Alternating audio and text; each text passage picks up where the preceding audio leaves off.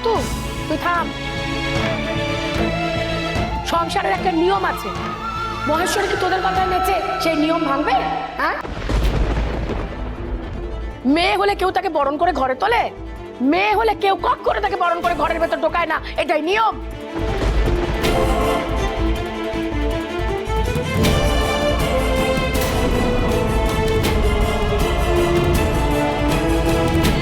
মেয়েকে যারা বরণ করে ঘরে তোলে না তারা অন্যায় করে, আর এটা যদি নিয়ম হয়ে থাকে তাহলে নিয়মটাও ভুল।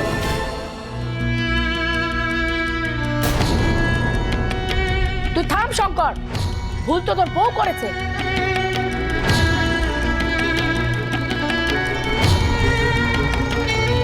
তুই আমার গলা ফুলিয়ে বকম বকম করে আমার সঙ্গে ঝগড়া করতেছিস? হ্যাঁ, তোর বউ তো নিজে ঘরের ভেতর ঢুকিয়ে নিয়ে এসছে।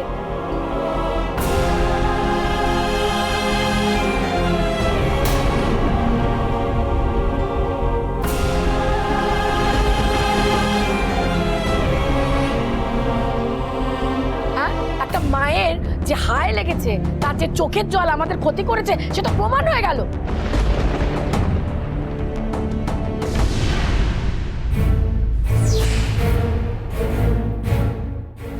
বৌমার বাচ্চা হবে তো, ছেলে হবে না। আমি বলে দিচ্ছি যে ওর ছেলে হবে না, মেয়েই হবে। দিদি ঠিকই বলেছে, মায়ের চোখের জল মিথ্যে হয়নি। সত্যি তো স্মার্ট মেয়ের ছেলে হলো না, মেয়ে হলো।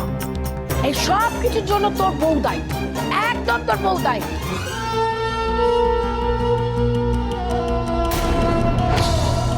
বলি পড়া মাসে সে অন্যের বাড়িতে খবর দালানি মারতে কেন গেছিল রে? হ্যাঁ,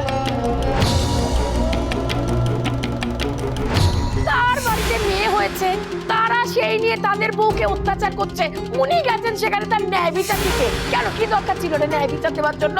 আর সেই ন্যায় বিচার দিতে গিয়ে কি করেছে? মায়ের থেকে ছেলেকে আলাদা করে দিয়েছে।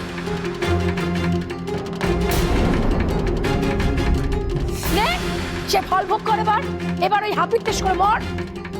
না আমি হাবিত্তেশ করছি পিসিমা, নাই ওই সঙ্গে হাউতাস করছি।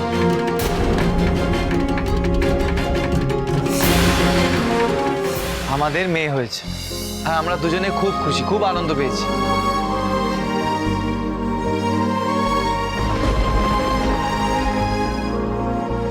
আর মা, তোমারও তো একটা মেয়ে আছে, আমাদের সবার আদরের বোন বানি।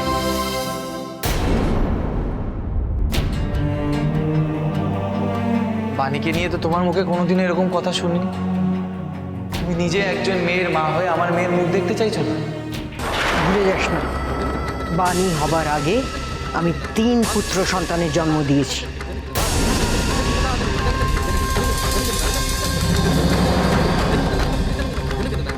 ছেলেরা যতই কুপুত্র হোক, তারাই বংশধর, বংশের প্রদীপ, তারাই বংশের নাম এগিয়ে নিয়ে যায়।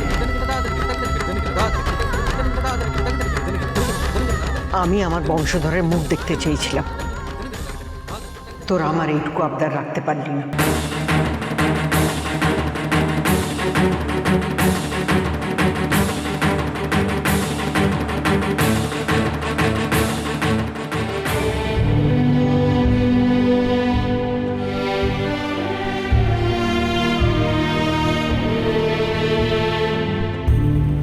মায়ের এইটুকু আবদার তোরা রাখতে পারলি না। মহেশ্বরী, মহেশ্বরী শোনো আমার কথা, শোনো শোনো। তুই আর কি শোনাবি মহেশ্বরীকে?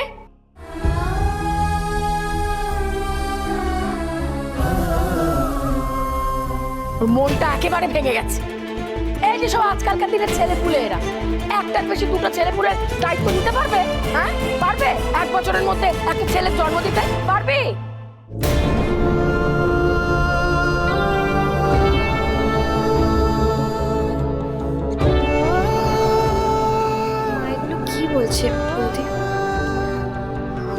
মাই তো মামির মাথাটা খেয়েছে ছেলে ছেলে করে। তোর কি মনে হয় মামির মাথায় এসব কে ঢুকিয়েছে? মাই ঢুকিয়েছে। তুই তৈরি থাক দেবু, আর কদিন পরে এই চাপটা তোর ওপরে আসতে চলেছে। ইস, মেজ বৌদিটার জন্য আমার মুখটা ফেটে যাচ্ছে রে কষ্টে।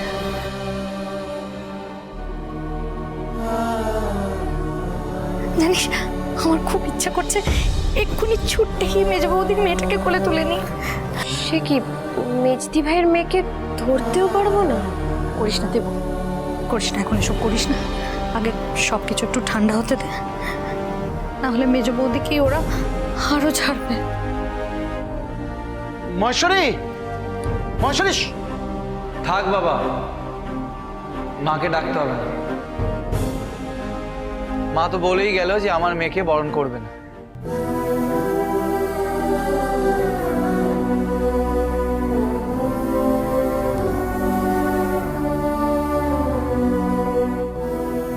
ঠিক হয়েছে, একদম ঠিক হয়েছে।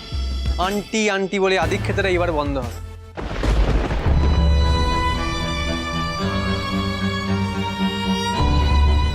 শোন না, তোর বউকে আর তোর মেয়েকে না আমার মা কোনোদিনও পুঁজবে না। হ্যাঁ,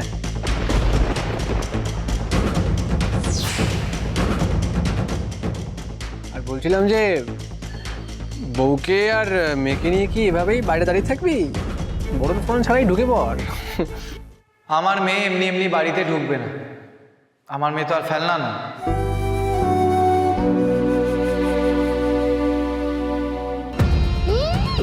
এল্লা নয়, কথাতেই আছে মেয়ের নাম এলি, জমের বাড়ি যাওয়ার আগে কাতায় ফেলে ডলি। পিসিমা,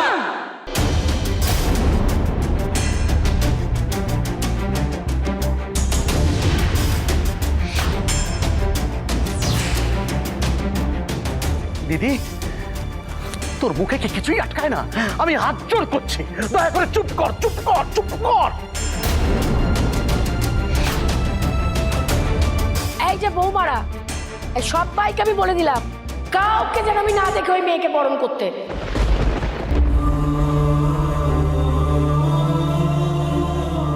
আর কাউকে যদি আমি আদিক্ষেতা করতে দেখি না, তাহলে দেখবে কি করি। কাউকে বরণ করতে হবে না। শিউলি, বরণ ডালাটা নিয়ে আসো তো। আমি নিজেই আমার মেয়েকে বরণ করব।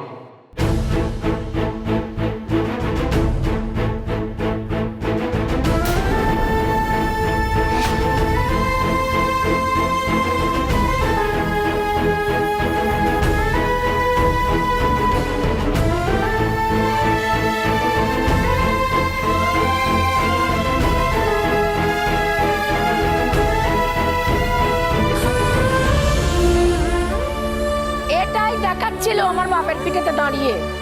মেয়ে হয়েছে বলে কোথায় বুক চাপড়ে কাঁদবে তা না, উনি বাপ হয়ে নিজেই মেয়েকে বরণ করতে গেলেন। যত সব। দিদির কথায় কান দিস না শঙ্কর, তুই বরণ কর আমাদের দিদি ভাইকে।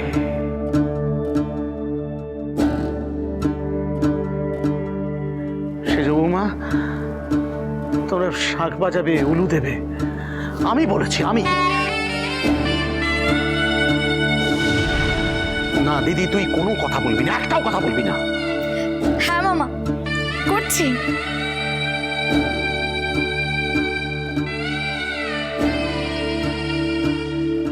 এনে তুই শাক ভাজা বলি। না,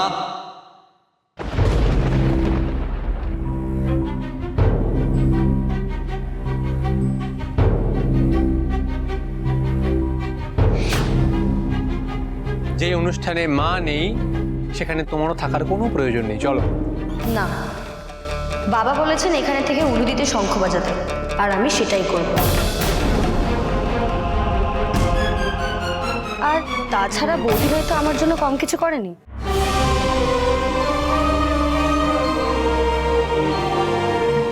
আজ বৌদি ভাইয়ের মেয়ের বরণ হবে আর আমি সেখানে থাকবো না, সেটা তো হতে পারে না। আমাকে বারণ করো না।